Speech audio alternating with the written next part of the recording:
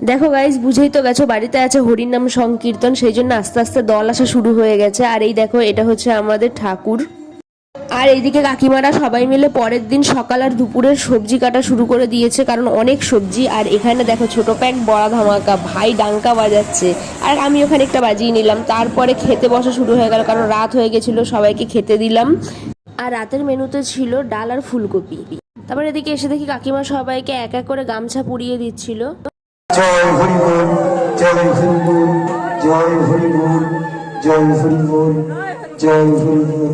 তারপর তো গান শুরু হয়ে গেল, আর এই গান না মোটামুটি সারা রাত পর্যন্ত চলে, কিন্তু আমি এইদিকে বিধ্বস্ত হয়ে গেছি পুরো।